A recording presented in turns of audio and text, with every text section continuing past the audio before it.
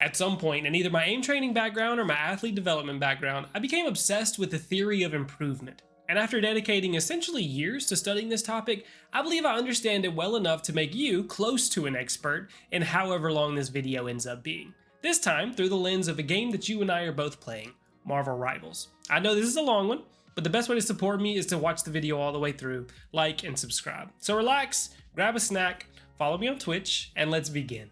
Now, there are an infinite amount of things that cause improvement, but I'm focusing on the reasons that two people with exactly the same genetics can perform a given task for exactly the same amount of time, and at the end of it, one of them ends up being better than the other. In other words, all of the things that we can control to facilitate improvement.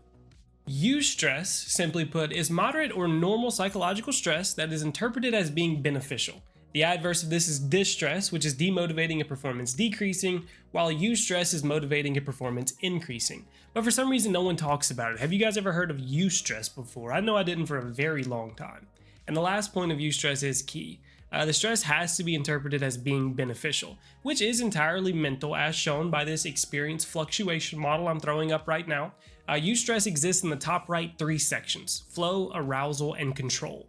And you have to set good enough goals and expectations on yourself to keep you out of the relaxed state, but detach yourselves from the results enough to keep you from being anxious. And according to a study done by the well-vetted Harvard University, being in the flow state correlates with about a 500% increase in skill acquisition rate. Keep in mind, this isn't bro science. These are all proven theories and states of being. For more information, you can check out my flow state video that I posted previously. And the way to maintain and regulate eustress, which is what this is all about, is through a feedback loop or experiential cycling and conscientiousness. Now, a feedback loop is simple. All you're trying to do is change something and then see if what you've changed has been beneficial or detrimental. But deeper down, it looks a little bit like this. This is called the experiential learning cycle. But whether you're actively doing this right now or not, you already know that this is what you should be doing. But the most important thing is being able to couple this with conscientiousness. Now, everyone talks about IQ, which is essentially how quickly you can learn a given skill or task, and the coupling to IQ is conscientiousness, which is how good you can become at a given skill over time.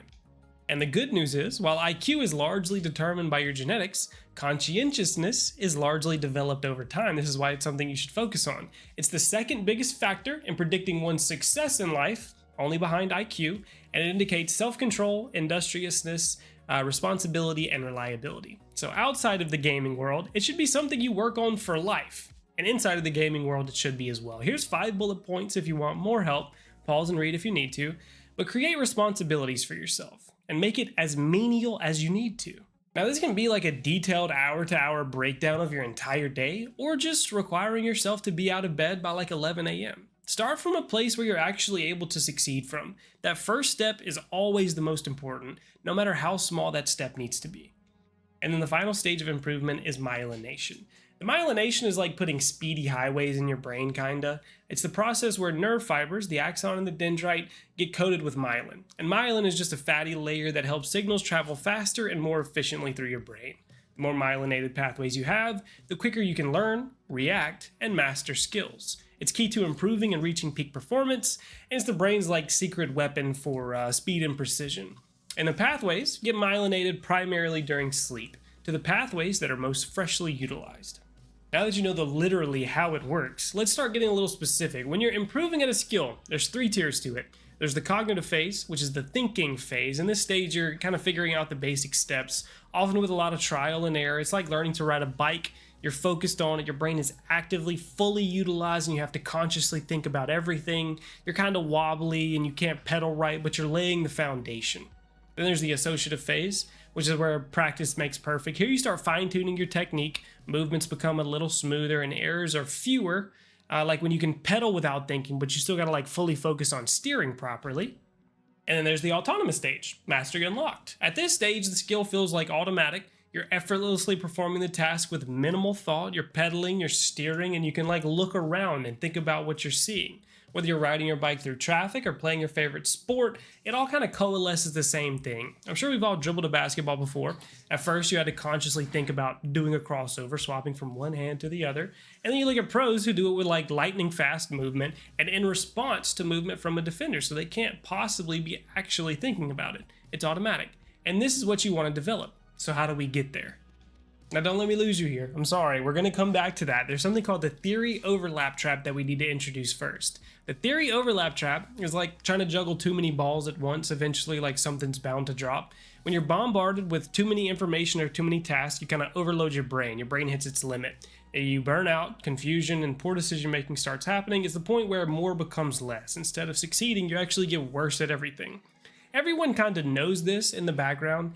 Like in a scientific study, you want everything to be as controlled as possible, exactly the same. That way, when you change one thing, you know exactly what caused all of these adverse outcomes. And skill training is no different. By trying to get better at everything all at the same time, you end up overwhelmed, confused, and sometimes worse than whenever you even started. Now you have to hyper-focus and you have to be able to set your own goals. That's a part of conscientiousness that we talked about earlier.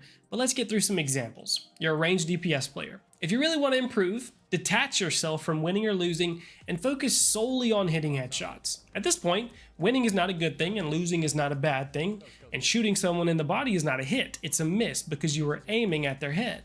Now you're a Magneto player and your goal is to use your ult more effectively. Press tab, you see a Cloak and Dagger, Punisher, Luna Snow. From that moment forward, your ultimate is no longer an ability you get to use just whenever you want to. That keybind is only for whenever the Luna Snow starts stripping all over your team right in front of you. While this seems like too much stress to put on yourself, take a look back at the experience fluctuation model.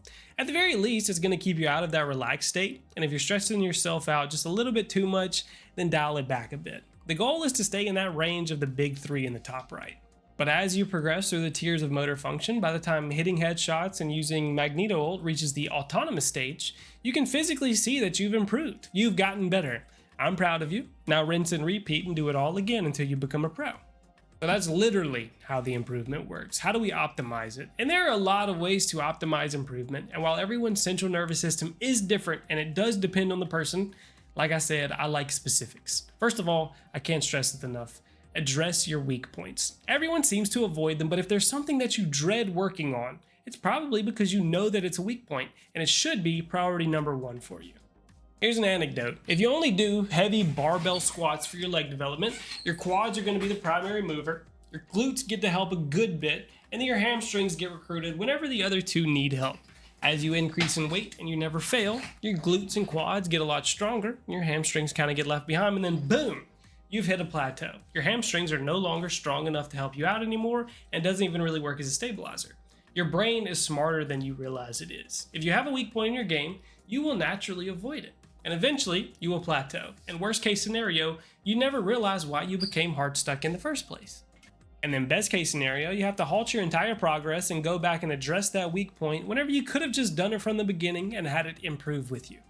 Moving on. Now there are two main types of practice. While this sits on the screen, I have to say that consistency and quality matter far more than quantity.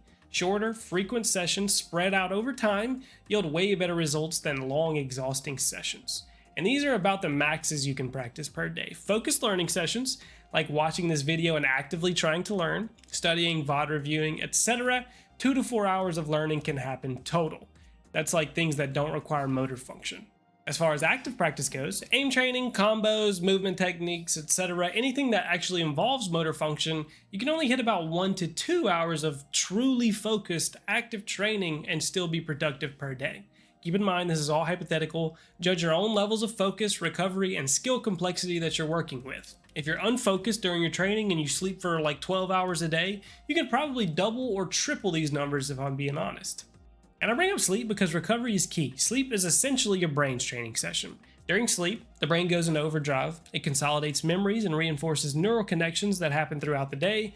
This process helps transfer newly learned skills from short-term memory to long-term memory. It strengthens the pathways that support performance, aka improvement in general. Sleep also aids in myelination, which speeds up communication between neurons. This is what we talked about earlier, making skills more fluid and more automatic.